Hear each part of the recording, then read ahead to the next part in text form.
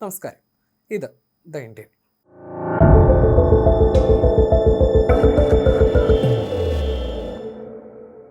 Fossil ഇന്ധനങ്ങളെ അടിസ്ഥാനമാക്കിയാണ് നമ്മുടെ ലോകം മുന്നോട്ട് പോകുന്നത്. എന്നാൽ ഒരു ഘട്ടത്തിൽ ഇത്തരം ഇന്ധനത്തിന് ഒരു ബുദ്ധിമുട്ട് നേരിട്ടാൽ എന്താകും അവസ്ഥ? അത് ഈ യുദ്ധത്തിൻ്റെ പശ്ചാത്തലത്തിൽ ചെറിയ തോതിലെങ്കിലും നമ്മൾ അനുഭവിക്കുന്നുണ്ട്, തിരിച്ചറിയുന്നുണ്ട്. ഹൈഡ്രജൻ്റെ ഉപയോഗമാണ് ഭാവിയിലെ ഇന്ധന പ്രതിസന്ധിക്ക് പ്രതിവിധിയായി നോക്കിക്കാണുന്നത്. ഭാവിയുടെ ഇന്ധനം എന്നാണ് ഹൈഡ്രജനെ പൊതുവെ വിശേഷിപ്പിക്കാറുള്ളത്. ഇത് തിരിച്ചറിഞ്ഞ് ഇന്ത്യൻ റെയിൽവേയും മാറ്റങ്ങൾക്ക് തുടക്കമിട്ടിരിക്കുകയാണ്. രാജ്യത്തെ ആദ്യത്തെ ഹൈഡ്രജൻ അധിഷ്ഠിത ട്രെയിൻ സർവീസ് ആരംഭിക്കുന്നതിന് റെയിൽവേ അംഗീകാരം നൽകി. റെയിൽവേ മന്ത്രാലയം ചൊവ്വാഴ്ചയാണ് ഇത് സംബന്ധിച്ചുള്ള സർവീസിന് അനുമതി നൽകിയത്. ഡൽഹി ഡിവിഷന് കീഴിലുള്ള ജിൻ സോണിപറ്റ് റൂട്ടിൽ പരമാവധി 75 കിലോമീറ്റർ വേഗതയിലായിരിക്കും ഈ ട്രെയിൻ സർവീസ് നടത്തുകയെന്നാണ് റെയിൽവേ വ്യക്തമാക്കിയിട്ടുള്ളത്.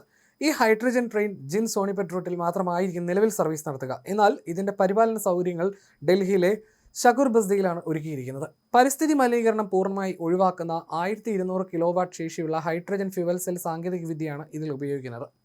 ഹൈഡ്രജൻ ഇന്ധനം നിറയ്ക്കുന്നതിലും ട്രെയിനിനുള്ളിലെ പ്രവർത്തനങ്ങളിലും ഏർപ്പെടുന്ന ജീവനക്കാർക്ക് പ്രത്യേക പരിശീലനവും യോഗ്യതാ സർട്ടിഫിക്കറ്റും റെയിൽവേ മന്ത്രാലയം നിർബന്ധമാക്കിയിട്ടുണ്ട്.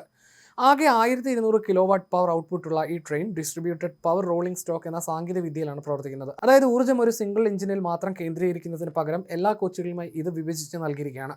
Research designs and standard organisation അഥവാ RDSO സാങ്കേതിക അനുമതിക്കും കമ്മീഷണർ ഓഫ് റെയിൽവേ സേഫ്റ്റിയുടെ സുരക്ഷാ പരിശോധനകൾക്കും ശേഷമാണ് മന്ത്രാലയത്തിന് ഈ അംഗീകാരം ലഭിച്ചത്. RDSO, CCRDS കൂടാതെ petroleum and explosive safety organisation അഥവാ PESO ഉൾപ്പെടെയുള്ള മറ്റ് അധികൃതരുടെയും നിർദ്ദേശിച്ചിട്ടുള്ള എല്ലാ സുരക്ഷാ പരിപാലന പ്രവർത്തന വ്യവസ്ഥകളും പാലിക്കാനും നിർദ്ദേശമുണ്ട്. ലോകത്താകെ 5 രാജ്യങ്ങളിൽ മാത്രമാണ് നിലവിൽ ഹൈഡ്രജൻ ട്രെയിൻ സർവീസ് ഉള്ളത്. അതിനാൽ തന്നെ ഈ മുന്നേറ്റം ഇന്ത്യക്ക് നേട്ടമാണ്. ബ്രോഡ് ഗേജിൽ ലോകത്തെ ഏറ്റവും നീളം കൂടിയ ട്രെയിനാണ് ഇന്ത്യയിലേത്. 10 കോച്ചുകളാണ് ഇതിനുള്ളത്. 2500 പേർക്ക് യാത്ര ചെയ്യാമെന്നാണ് വിവരം. ചെന്നൈയിലെ ഇൻ്റഗ്രൽ കോച്ച് ഫാക്ടറിയിലാണ് കോച്ചുകളുടെ നിർമ്മാണം പൂർത്തിയായത്. ഓട്ടോമാറ്റിക് ഡോറുകളുള്ള ട്രെയിനിൽ വാതിൽ പൂർണ്ണമായി അടഞ്ഞാൽ മാത്രമേ ട്രെയിൻ മുന്നോട്ട് നീങ്ങൂ. അമേരിക്കയിലെ ഫ്ലോയിട്രോൺ കമ്പനിയുടെ കൊച്ചിയിലെ ശാഖയാണ് ഫ്ലോയിട്രോൺ ഇന്ത്യ. കമ്പനിയുടെ കോയമ്പത്തൂരിലെ പ്ലാന്റുകൾ ട്രെയിനിന് വേണ്ട ഡിസ്പെൻസറുകളും നിർമ്മിച്ചു. കംപ്രഷൻ യൂണിറ്റ് ഫ്ലോയിട്രോണിൻ്റെ പെൻസിൽവേനിയയിലെ ആസ്ഥാനത്ത് നിന്നും കൊണ്ടുവന്നു. സ്പെയിനിലെ H2B2 കമ്പനിയുടെ ഇന്ത്യൻ സംരംഭമായ ഗ്രീൻ എച്ച് ആണ് ഹൈഡ്രജൻ ഇന്ധനം ഈ ട്രെയിനിന് വേണ്ടി ഉൽപ്പാദിപ്പിക്കുന്നത്. 2023 ഫെബ്രുവരിയിൽ സർക്കാർ പ്രഖ്യാപിച്ച 35 ഹൈഡ്രജൻ ട്രെയിനുകളിൽ ആദ്യത്തേതാണിത്. ഓരോ ട്രെയിനും 80 കോടി രൂപയാണ് ചെലവ് കണക്കാക്കുന്നത്. ഹൈഡ്രജൻ ട്രെയിനുകൾക്ക് തുടക്കത്തിൽ ഇന്ധന ചെലവ് കൂടുമെങ്കിലും ട്രെയിനുകൾ വ്യാപകമാകുന്നതോടെ കൂടുതൽ ലാഭകരമാകുമെന്നാണ് വിലയിരുത്തപ്പെടുന്നത്. ലൈറ്റുകൾ, ഫാനുകൾ, എയർ കണ്ടീഷനിംഗ് സിസ്റ്റങ്ങൾ എന്നിവയുൾപ്പെടെ എല്ലാ ഓൺബോർഡ് സൗകര്യങ്ങൾക്കും ഹൈഡ്രജൻ എനർജി ശക്തിയിലാകും ഇത് പ്രവർത്തിക്കുക. അതായത് ട്രെയിൻ പൂർണ്ണമായും പരിസ്ഥിതി സൗഹൃദമാണ്.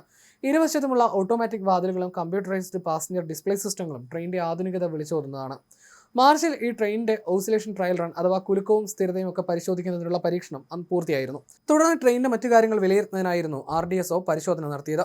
ഹൈഡ്രജൻ ട്രെയിൻ വാണിജ്യാടിസ്ഥാനത്തിൽ സർവീസ് ആരംഭിക്കുന്നതോടെ ജർമ്മനി, സ്വീഡൻ, ജപ്പാൻ, ചൈന തുടങ്ങിയ ഹൈഡ്രജൻ ട്രെയിനുകൾ ഓടിക്കുന്ന ലോകത്തിലെ മുൻനിര രാജ്യങ്ങളുടെ പട്ടികയിലേക്ക് ഇന്ത്യയും ചേരുകയാണ്.